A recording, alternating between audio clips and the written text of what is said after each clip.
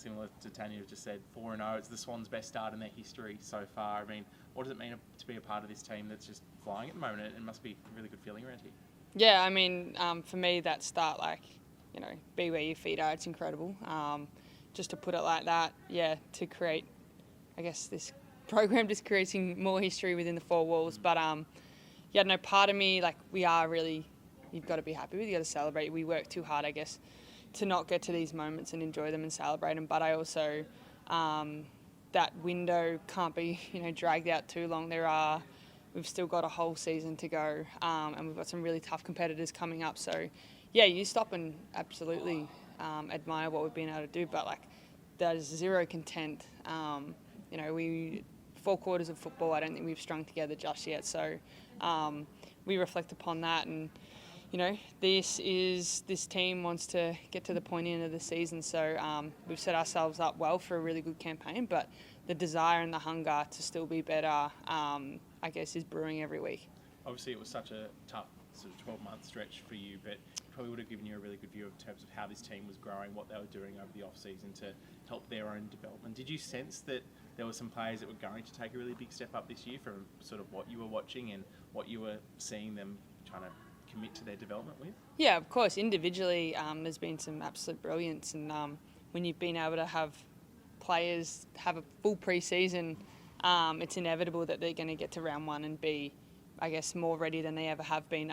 But what this program put in place in the pre-season and the commitment that the girls had to one another to want to be better than we were last year and the year prior, I think is what stood out to me, is a commitment to kind of keep rocking up, I guess, even when we didn't need to, but there was that want to be better for the person next to you. So, look, to say I'm shocked at what some of the players have been able to do is a lie. I've watched them in pre-season. I watch the way we go about things. I watch how sharp we are, how meticulous we are in our preparation.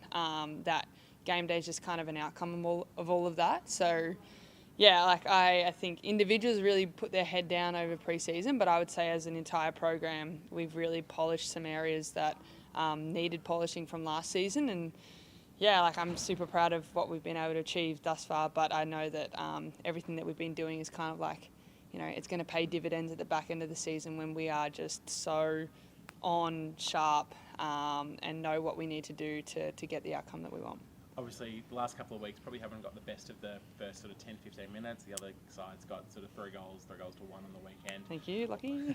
But in terms of the ability to fight it back, find a way back into the game, do you almost take more out of that than the slower start to be able to go, okay, when we are challenged, we are finding ways to step up? No, we don't want to start slow, and it's something that we are addressing. We've spoken about it, but I think the next step is we really need to address what the tangible, what are the tangibles? What does it look like to start fast? What does it feel like? And we need to implement that, I guess, into the training week. There's 3 types of way to train, and we need to train to win during the week.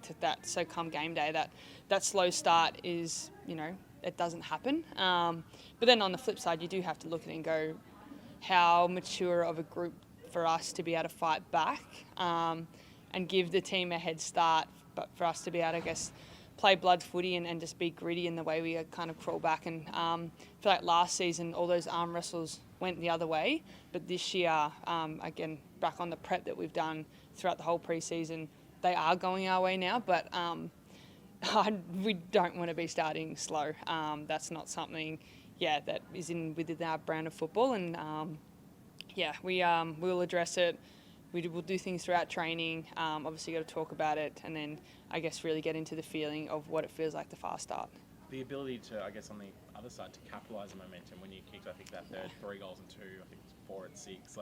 To really kind of put the pressure on and go, okay, let's make the most of this opportunity. That must be something you're really pleased with, that you guys were able to find that efficiency in front of goal and really put a margin in. I think it went out to 30 points. It almost ended, killed off the game in a sense. Yeah, absolutely. I think games of football have momentum and they shift up and down, and I think it's a team that kind of can get in control of that momentum and plateau that the quickest, that end up, I guess, with the scoreboard on their side at the end of the match. And I think the best part about it for me was that came through multiple players, not just the 1 or 2 that, we maybe rely on. It came through multiple users, but also the setup of the ground.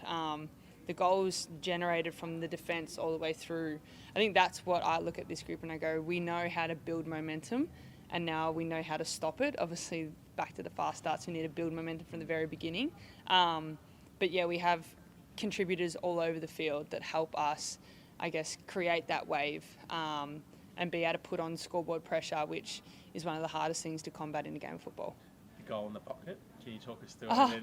And in terms of, obviously, fantastic to be nominated for the goal of the week, but how much thought went into it? Is it something you practice, or is that just something that the ball bounces that way and you've got to be happy with Lockie, I'm more caught up on the goal I missed in front. That's kind of what's just been playing through my mind is just a blunder of a forward craft in the post. That's I haven't thought much about the one in the pocket. That's kind of been the one that's been stuck on my mind, obviously chasing perfection. So a bit embarrassed with that miss. But the one in the pocket, I saw my opponent slowing down, so I was like, worst case scenario, knock her and let's kind of see where the ball is. I guess for the past 12 months I've had a ball in hand, so it's just, I don't know, some weird juju connection with me in the football, and it worked out for me. And to be fair, Lulu Puller, who was in the goal square, had every right to throw a boot at that. And I asked her at the in recovery, I said, why did you not do that? She goes, well, I was watching it and it was about to go in, so she's like, I didn't touch it. So I actually probably need to thank her for letting the ball go through. But yeah, I guess weird things happen in moments like at Henson and an Indigenous round, and I feel like it was just like the footy karma around me and just made that ball go through. And I know there's a lot of sort of external people, reporters, that sort of thing, talking about goal kicking records and trying to break that, but that's, as Scotty kind of has said multiple times, that's not your goal. You'd much rather handball it off to a teammate in a better position. That's kind of your focus, to make sure that the team's finding the best way to kick the goals and kick the score. My role's my role on game day. It's going to look different and it's going to fluctuate. And I guess you mentioned it, like, I don't buy into the outside noise. Very much the most I care about and all I care about is the four walls and what's happening within the four walls. And, I'm the beneficiary at the moment of some beautiful play up the field that's been able to come in. And, record schmeckles, like, I'm not too phased about it. My role is to, is whatever's given to me that week. It's going to look different each week. And this team's so versatile that I guess anyone who's been given a role, can step onto that. But yeah, like, I will just do anything for the team, whatever it looks like.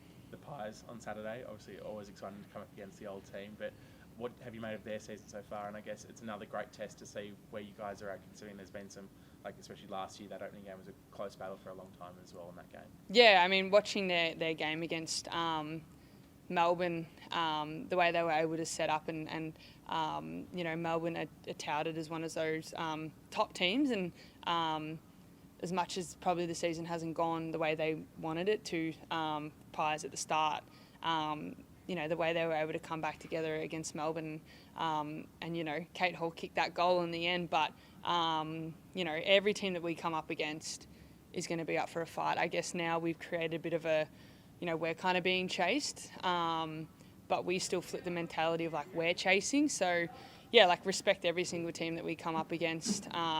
We'll do our due diligence in digging into how they want to play, how they want to move the ball. But I guess for us it's just another step in the direction of the season. Will there be any pre-game captain's banter between you and Rubes? Oh, there's always banter with Rubes. So whatever she throws at me. But no, like, super dialed in on what we need to do here. And like I said, any outside noise is just outside noise and white noise. So yeah, it's all about what's happening within the four walls.